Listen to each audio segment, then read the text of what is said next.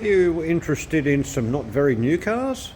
About to be working on one, so stay tuned and you'll see a vehicle that is 2 years older than me, and I'm 65. 1959 Holden, FC Holden. Special, not just a standard, but a special. It's got all these chrome trims. They're not chrome, they're stainless steel. That's the way they were.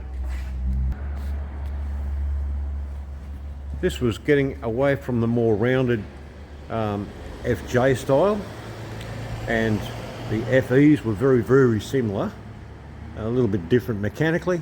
This does have the 138 motor in it, and the whole exhaust system, well, nearly all of the exhaust system, will be getting replaced.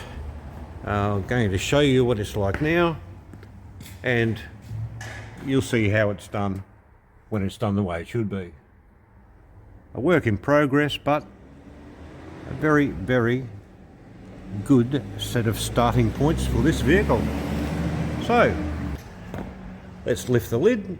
Still going to put a spike protector on it because generator, no, hasn't got a wireless.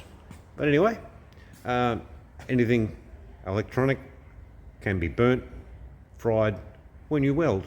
And I will be welding. He has requested flange plates to go in at a certain place, and you'll get to see that, so keep watching. Only a slight identity crisis.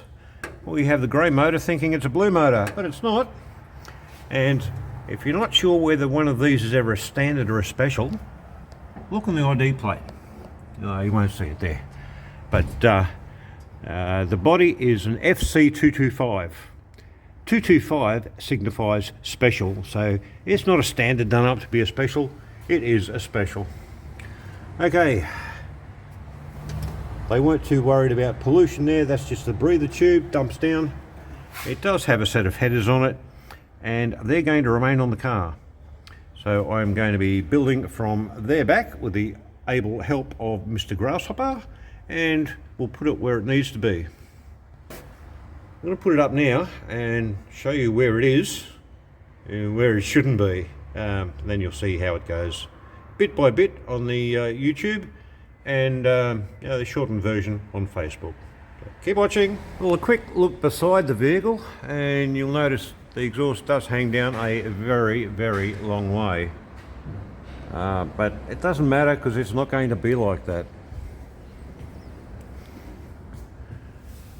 The extractors for this come down and they're going to be cut back to here, and the customer's asked for a plate to go on and then put the exhaust in a better place. Well, it certainly isn't meant to go like that and hang down too low.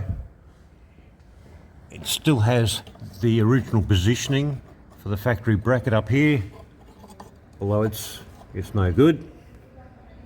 And instead of going around the shock absorber where it's meant to, they've decided to have it this side, whoever did it, with a couple of gazillion bends. But that's all going to be changed. So take a note of that now and stand by as we work on it. Who doesn't love a blank canvas? Even removed the factory mount from there for its reconditioning, and plates have now been attached to the back of the extractors with external and internal welding and die ground, and the back plate is ready to go to start manufacturing the system. The next step I'm going to be doing, I've already got the tubing cut to make the rear pipe work from about here back. I'm going to do something about solving this. I don't want to go putting bits of rubber strap, I'd rather keep it the way it should be. So let's have a look at how it is. And this is after it's been cleaned up a bit with a wire brush. Has broken previously and been welded. There is meant to be a tag that comes up, so when it's hanging the clamp can go around it, but that's not the case.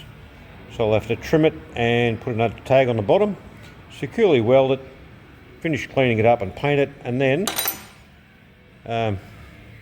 you think maybe it's met its use by date. Maybe this one's going to be a darn sight better. This unfortunately is for a later model HKT&G. Haven't got any of those. The crush tube diameter is a little different, but I'm sure I can work something out that'll do the job very nicely indeed. I don't want to be going and using male and female rubbers off a Nissan Patrol. I'd rather keep it the way it's meant to be. More authentic. Doesn't mean it's any more or less strong. Oh, get the camera back up here, g'day. I just like to keep things right because it's a piece of motoring history. It's like, 57 years old. Why not keep it looking the way it's meant to be? Did I say 57? Gulp.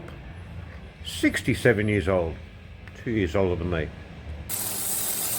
Well, as you can see, after it's had some design work done on it and I've been up the pipe work, got the hangers the way I want it. I've just got young Grasshopper doing a little weld on a flange.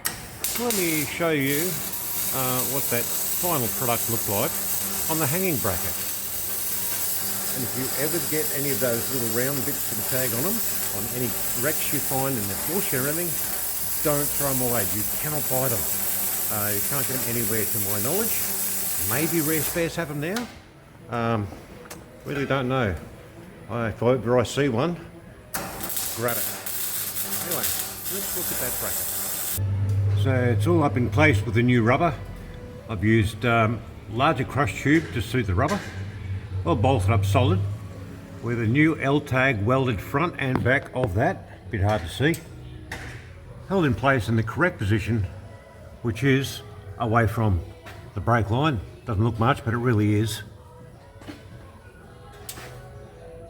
There, it's away from it. Just got to clamp the muffler there. Clamp the muffler there. The flange at the front has been all welded after it was cleaned up and descaled from the factory. And it'll be painted, new gasket. Double check everything and then we'll make it just a little bit shinier. Just out the very back.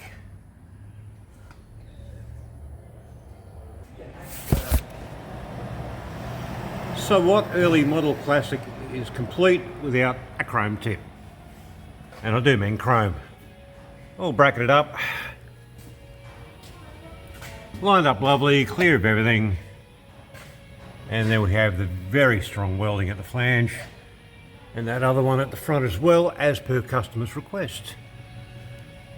This is 1 3/4, 16-inch long tri-flow muffler.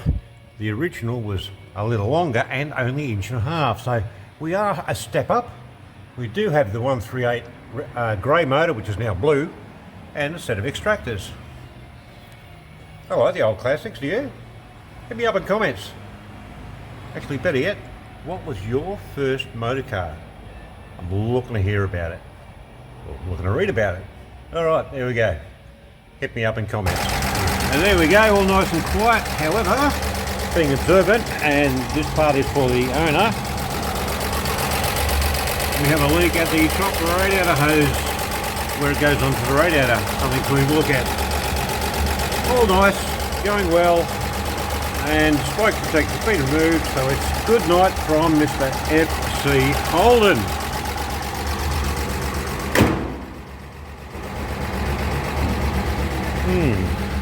Imagine jumping up on the bonnet of one of these and trying to surf your way through.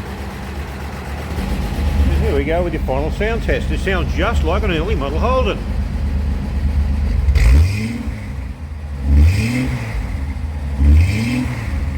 Here we go. True to sound, a little bit larger than standard, and it does have extractors. So, time to back it out, and the customer can come and collect his lovely 1950s model Holden. See you later. Thanks for watching. Please comment, like and share, and hey, don't forget, what was your first car?